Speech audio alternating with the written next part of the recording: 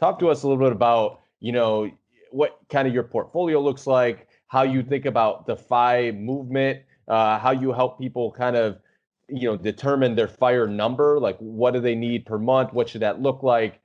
Mixed with this concept of doing what matters and taking these peaks and plateaus, just walk through that because I know you think about it a lot. Yeah, I think I'll start with that last part about your financial independence number. So most people, when they get into this concept of financial independence or retiring early, the idea is just freedom. It's autonomy, it's control over your life, whatever that looks like for you. Having more control and freedom to do what matters. That's like the pinnacle. That's what you're trying to get to. But how do you quantify that? That's one of the challenges. And there's camps and there's probably a lot more camps, but there's two that I know of that I like to talk about in the financial independence world. And there's one that are more geared towards stocks, bonds, kind of those kind of more paper assets. And those are great. Like I'm a fan of diversification and owning index funds. Like in my stock, my retirement account and my wife's retirement account, we own almost all index funds. We do have some self-directed real estate stuff too.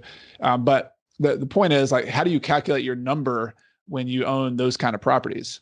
And there's something, this is a long story, but like there's something called the 4% rule, which a lot of people kind of roughly try to use as a goal. And what that means is that if you have a portfolio, you can conservatively, take about 4% of that portfolio per year, plus or minus. Some people use 3%, some people use 4.5%. There's a whole discussion about that, but there's some percentage that you want to take. And it's a pretty small number of your overall net worth in order for it not to go away. Like you want it to last you, especially if you're an early retiree.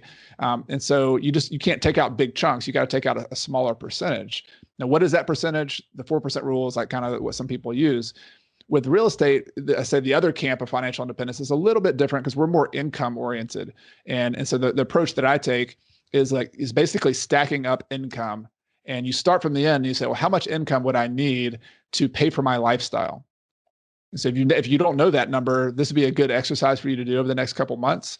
Just track everything you're spending, either through like an app like Mint, or you can just track it on a spreadsheet, or you can just write it down if that's your thing. But you just pay attention to how much you're spending, understand how much is going in and out every month, and then kind of extrapolate that to a year. And then if you want to be real conservative, you'll round up. If that's $60,000 a year that you're spending, but you want to make sure you have enough to have a cushion, maybe that's $70,000 or $80,000. Like just pick a number. I'm not as worried about what the number is. Just make sure that's a good number for you. But then you start working it backwards and say, how many rental properties that are paid off free and clear would it take to pay for my lifestyle at $60,000 or $80,000? And so it's really a matter of kind of stacking up cash flows. If each property, when it's paid off, produces $500 or $1,000, let's say it's $1,000, and in your number was $5,000 per month. Well, 5,000 divided by $1,000 is 5 properties, right? So if you had 5 paid off properties that net produce $1,000, then you could have financial independence with 5 properties. If you make $500 per month, you're going to need twice as many. You need 10 properties. But the point is, like, the math really simple. Like rewind that if you're listening to this and the math kind of was just a little bit off, but it's an addition problem and a subtraction problem instead of like really complicated math. And your job as a person early in your financial independence career is to buy properties that eventually can grow enough to produce that income down the road. That's your goal. You don't have to have that income today. Necessarily. You might have a property that you bought that has a $30,000 equity, and you want to sell that equity and buy another property in order to produce the cash flow. So there's a lot of different ways, and I'll talk about that in the book. There's kind of different paths up the mountain, depending on your market, depending on what's going on in the market right now with you. But ultimately, the goal is to have these income properties that pay for your lifestyle, that with a minimal amount of effort from you. I'm not saying no effort. There's no such thing as completely passive. But like when I was in Ecuador for a year and a half, I spent about an hour, sometimes 30 minutes every Thursday, looking over some books, paying some bills. It was all virtual on the computer because I had a team back at home who were doing most of the details.